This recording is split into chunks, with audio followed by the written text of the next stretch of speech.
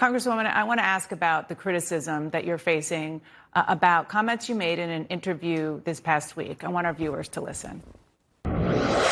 I'm going to make sure I have security because I know I have had attempts on my life and I have too much work to do. There are too many people that need help right now for me to allow that. So if I end up spending $200,000, if I spend 10 more dollars on it, you know what? I get to be here to do the work. So suck it up, and defunding the police has to happen. We need to defund the police.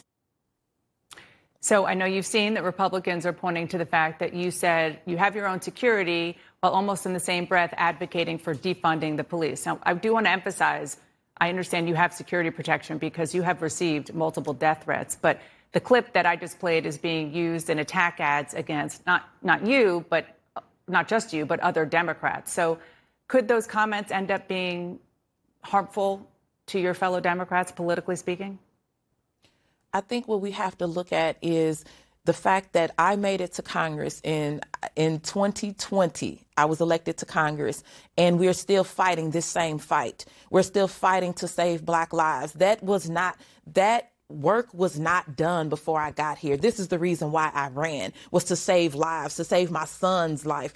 It was because Michael Brown, who we're fighting for, still trying to get justice for, it's because he didn't get justice, and Vondaire Myers didn't get justice, and Kajim Powell didn't get justice, and so many others. That is why. And because that was not fixed before I got here, to then come at me and say, you're the reason why we have these problems. No, the reason why we have these problems is because those that were in power and could have fixed this problem before now didn't, and it cost lives. And so now that I'm here, we just introduced the People's Response Act to make sure that we are looking at the money that should be going to social safety nets, to make sure that our community members who are living with mental health issues are able to function and live in society the way that anyone would ask to. So I don't believe, as far as my colleagues, I absolutely empathize.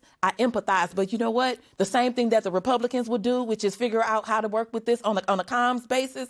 That's what we have to do. My job is to save lives, the lives in my community, because when we're talking about every single year increasing the budget for police, and then the budget for like health and human services continuing to shrink, and St. Louis being number one for police violence year after year after year, number one, number two for homicides year and year after year. So when we're adding more money to the police, but we're still dying. So something has to change. And I hear what you're saying, but I also heard you say that you think it's a comms problem. Is it that? Because no, I'm saying that we can also, that's another way that you can tackle this. You have to tackle it from more than one place. We have to work on what we want to say, what is our message, but then we also have to understand that we have to save lives too. St. Louis can't keep being put on the back burner at all that, and I'm here to stand up for my community.